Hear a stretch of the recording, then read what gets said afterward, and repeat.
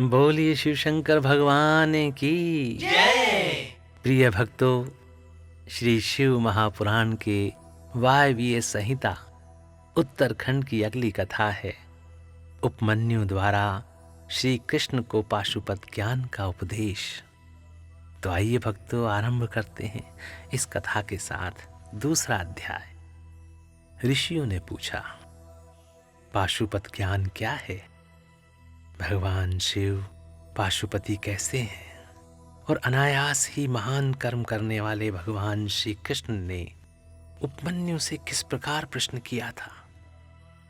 वासुदेव, आप साक्षात शंकर के स्वरूप हैं, इसलिए ये सब बातें बताइए। तीनों लोकों में आपके समान दूसरा कोई वक्ता इन बातों को बताने में समर्थ नहीं है।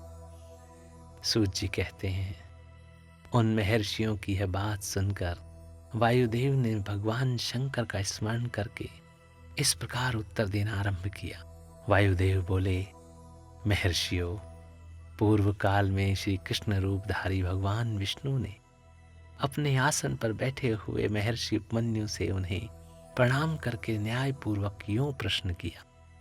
श्री कृष्ण ने कहा, हे भगवान, महादेव जी ने देवी पार्वती को जिस दिव्य पाशुपत ज्ञान तथा अपनी संपूर्ण विभूति का उपदेश दिया था, मैं उसी को सुनना चाहता हूं। महादेव जी पाशुपति कैसे हुए? पशु कौन कहलाते हैं? वे पशु किन पाशों में बांधे जाते हैं और फिर किस प्रकार उनसे मुक्त होते हैं? महात्मा श्री कृष्ण के इस प्रकार पूछने पर श्रीमान उपमन्यु ने महादेव जी तथा देवी पार्वती को प्रणाम करके उनके प्रश्न के अनुसार उत्तर देना आरंभ किया। उपमन्यु बोले, देवकी नंदन, ब्रह्मा जी से लेकर स्थावर पर्यंत जो भी संसार के वशवर्ती चराचर प्राणी हैं, वे सब के सब भगवान शिव के पशु कहलाते हैं और उनके पति होने के कारण देवेश्वर शिव को पशुपति कहा गया है। वे पशुपति अपने पशुओं को मल और माया आदि पाशों से बांधते हैं और भक्ति पूर्वक उनके द्वारा आराधित होने पर वे स्वयं ही उन्हें उन पाशों से मुक्त करते हैं। जो 24 तत्व हैं, वे माया के कार्य एवं गुण हैं, वे ही विषय कहलाते हैं। जीवों, पशुओं को बांधने वाले पाश वे ही हैं। उन पाशों द्वारा ब्रह्मा से लेकर कीट पर्यंत समस्त पशुओं को बांधकर महेश्वर पशुपति देव उनसे अपना कार्य कराते हैं। उन महेश्वर की ही आज्ञा से प्रकृति पुरुषोचित बुद्धि को जन्म देती है। बुद्धि अहंकार को प्रकट करती है तथा अहंकार कल्याणदायी देवाधिदेव शिव की आज्ञा से 11 इंद्रियों और 5 तन्मात्राओं को उत्पन्न करता है। तन्मात्राएं भी उन्हीं महेश्वर के महान शासन से प्रेरित हो क्रमशः 5 महाभूतों को उत्पन्न करती हैं।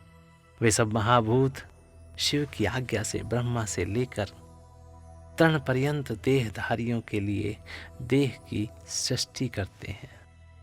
बुद्धि कर्तव्य का निश्चय करती है और अहंकार अभिमान करता है। चित्त चेतना है और मन संकल्प विकल्प करता है। श्रवण आदि ज्ञानेंद्रियां पृथक पृथक शब्द आदि विषयों को ग्रहण करती हैं। वे महादेव जी की आज्ञा बल से केवल अपने ही विषयों को ग्रहण करती हैं। वाक आदि कर्मेंद्रियां कहलाती हैं और शिव की इच्छा से अपने लिए नियत कर्म ही करती हैं, दूसरा कुछ नहीं। शब्द आदि जाने जाते हैं और बोलना आदि कर्म किए जाते हैं। उन सब के लिए भगवान शंकर की गुरुतर आज्ञा का उल्लंघन करना संभव है।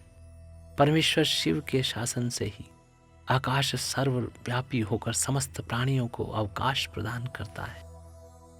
वायु तत्व प्राण आदि नाम भेदों द्वारा बाहर भीतर के संपूर्ण जगत को धारण करता है। अग्नि तत्व देवताओं के लिए हव्य और कव्य भोजी पितरों के लिए कव्य पहुंचाता है।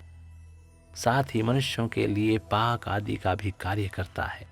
जल सबको जीवन देता है और पृथ्वी संपूर्ण जगत को सदा धारण किए रहती है। शिव की आज्ञा संपूर्ण देवताओं के लिए अलंघनीय है। उसी से प्रेरित होकर देवराज इंद्र देवताओं का पालन, दैत्यों का दमन और तीनों लोकों का संरक्षण करते हैं। वरुण देव सदा जल तत्व के पालन और संरक्षण का कार्य संभालते हैं। साथ ही दंडनीय प्राणियों को अपने पाशों द्वारा बांध लेते हैं। धन के स्वामी यक्षराज कुबेर प्राणियों को उनके पुण्य के अनुरूप सदा धन देते हैं और उत्तम बुद्धि वाले पुरुषों को संपत्ति के साथ ज्ञान भी प्रदान करते हैं। ईश्वर असाधु पुरुषों का निग्रह करते हैं तथा शेष शिव की ही आज्ञा से अपने मस्तक पर पृथ्वी को धारण करते हैं। उन शेष को श्री हरि की तामसी रुद्र मूर्ति कहा गया है, जो जगत का प्रलय करने वाली है। ब्रह्मा जी शिव की ही आज्ञा से संपूर्ण जगत की सृष्टि करते हैं तथा अपनी अन्य मूर्तियों द्वारा पालन और संहार का कार्य भी करते हैं।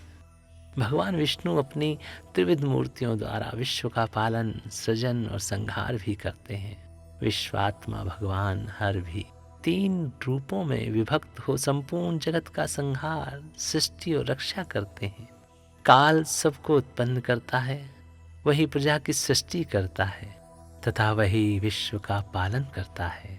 यह सब वह महाकाल की आज्ञा से प्रेरित होकर ही करता है। भगवान सूर्य उन्हीं की आज्ञा से अपने 3 अंशों द्वारा जगत का पालन करते, अपनी किरणों द्वारा वृष्टि के लिए आदेश देते और स्वयं ही आकाश में मेघ बनकर बरसते हैं। चंद्रभूषण शिव का शासन मानकर ही चंद्रमा औषधियों का पोषण और प्राणियों को आह्लादित करते हैं। साथ ही देवताओं को अपनी अमृतमयी कलाओं का पान करने देते हैं।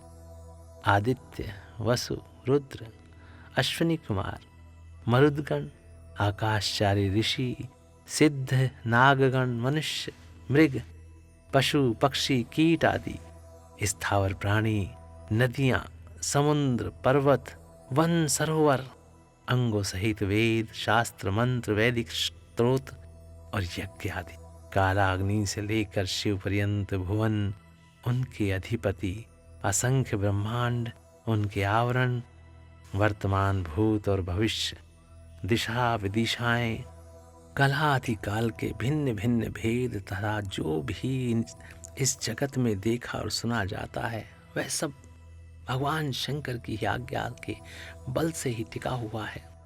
उनकी आज्ञा के ही बल से यहाँ पृथ्वी, पर्वत, मेघ, समुद्र, नक्षत्रगण, इंद्रादि देवता, स्थावर, जंगम अथवा जड़ और चेतन सबकी स्थिति है। बोले शिव शंकर भगवान की जय।